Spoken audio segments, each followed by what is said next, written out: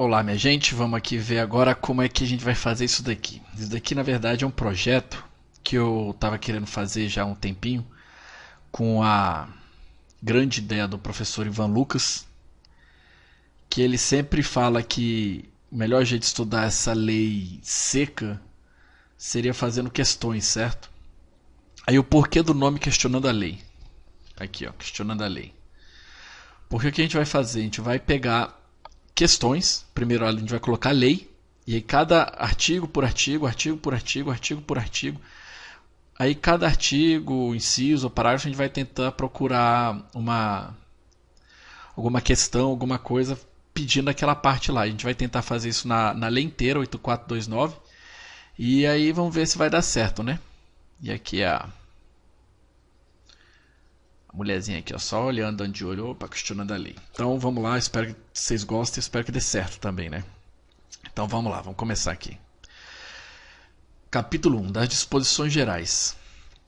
Os atos de improbidade praticados por qualquer agente público, servidor ou não, contra a administração direta, indireta ou fundacional de qualquer dos poderes da União, dos Estados, do DF, dos municípios, de território, de empresas incorporadas ao patrimônio público ou de entidade para cuja criação ou custeio o erário haja concorrido ou concorra com mais de 50% do patrimônio ou da receita anual, serão punidos na forma da lei, desta lei, né?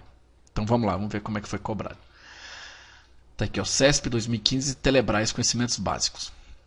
A respeito da ética, o jogo é o seguinte: a lei de improbidade administrativa aplica-se ao agente público, servidor, concursado ou ocupante de cargo comissionado, mas não rege a conduta do agente público não servidor.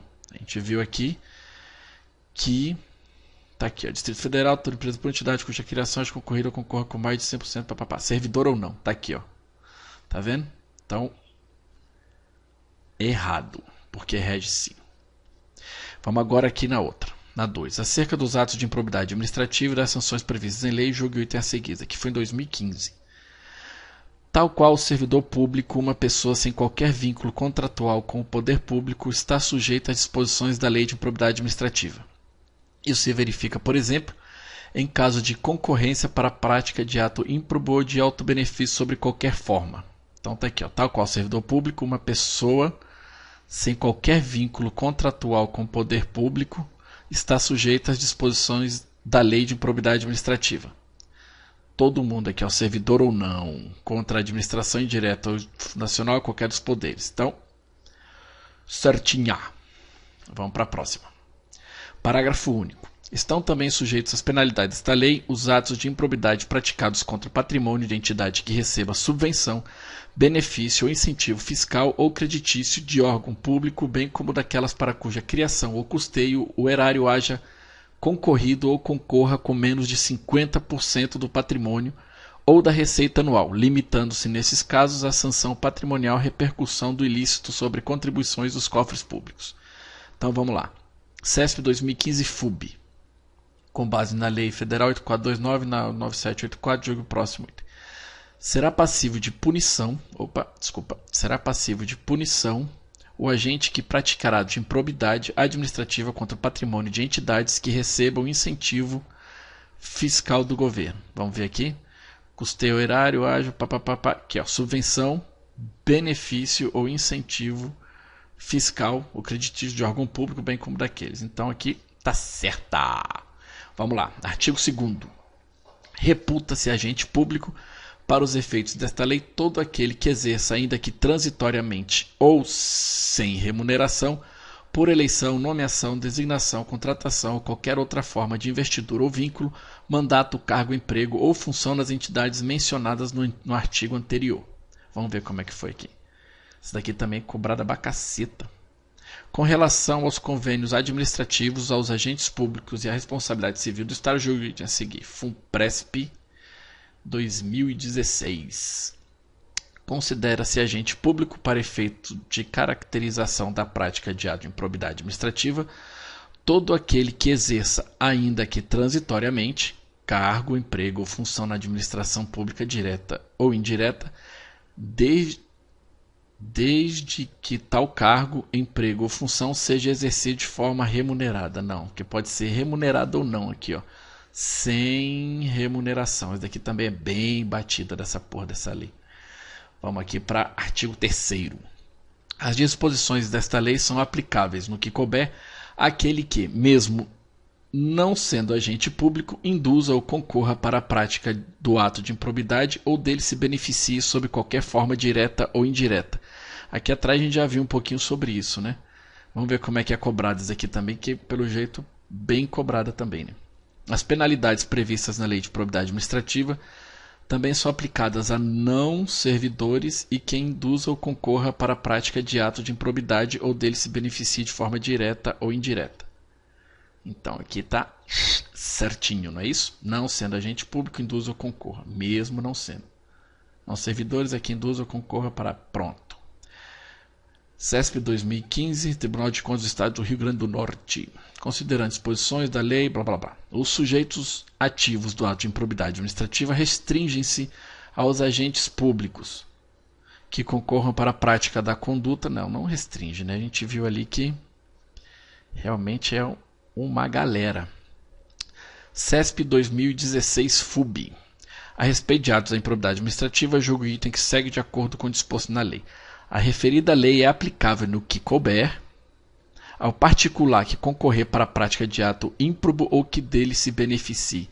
Certíssimo, tá aqui, ó. Prática de improbidade, dele se beneficia sob qualquer forma direta ou indireta. Beleza? Daqui também cai pra caceta. Vamos lá, artigo 4º. Os agentes públicos de qualquer nível e hierarquia são obrigados a velar pela estrita observância dos princípios de legalidade, impessoalidade, moralidade e publicidade no trato dos assuntos que lhes são afetos. Esse artigo 4º aqui eu estava procurando, mas assim, o que caía nessa parte de legalidade, impessoalidade, caiu mais na parte de princípios. Então a maioria dessas questões aqui tá lá em princípios mesmo. Aí depois, se der certo, a gente fazer uma de princípios e a gente continua. Vamos lá, artigo 5º. Ocorrendo lesão ao patrimônio público por ação ou omissão dolosa ou culposa do agente ou de terceiro, dar-se-á o integral ressarcimento do dano. Ih, papai. Vamos lá. 2016 FUB.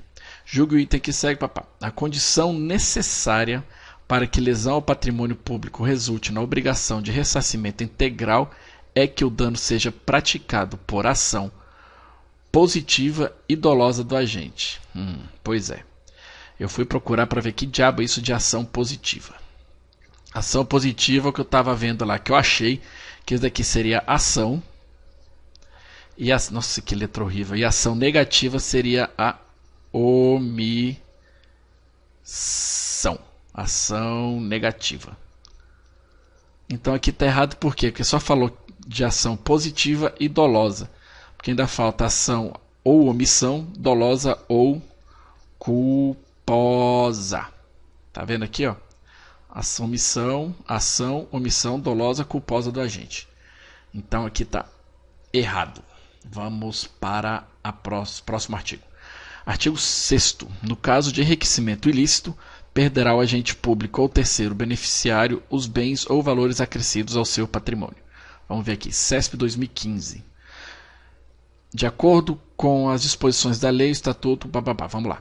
O servidor público praticará de improbidade administrativa que implique em enriquecimento ilícito estará sujeito à perda de bens ou valores acrescidos ao seu patrimônio.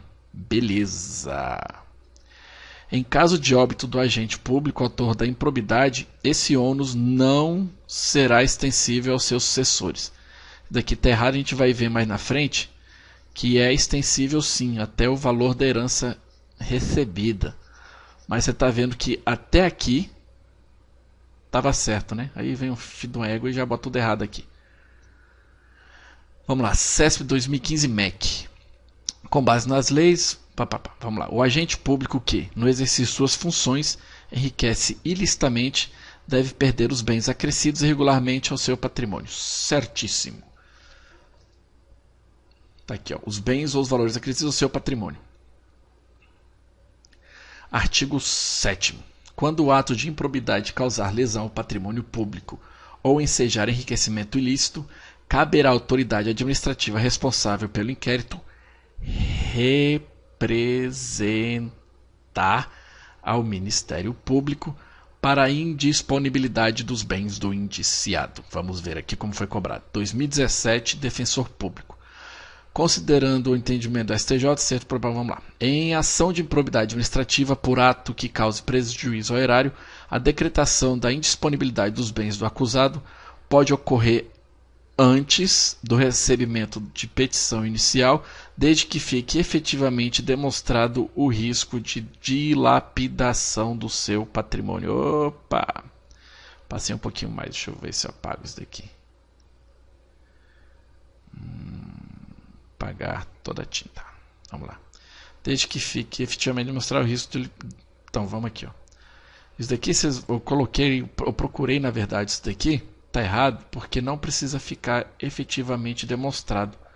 Essa parte que eu achei, que é o entendimento do STJ, que aí no próximo slide eu coloquei, tanto dessa daqui como essa daqui de baixo que a gente vai ver agora. A decretação de indisponibilidade de bens em decorrência da apuração de atos de improbidade administrativa deve limitar-se à constrição dos bens necessários ao ressarcimento integral do dano, não atingindo os bens adquiridos antes do suposto ato de improbidade. Tá aqui, vamos lá. Aqui, ó, tá vendo? A decretação de indisponibilidade de bens não requer que seja comprovada a dilapidação efetiva ou iminente de patrimônio, uma vez seu objetivo é justamente evitar essa dilapidação. Com esse entendimento, a segunda turma do STJ decretou a indisponibilidade dos bens. Daqui é o... Eu peguei aqui, ó, nesse site aqui, Conjur, que aí fala sobre o entendimento do STJ sobre essa questão.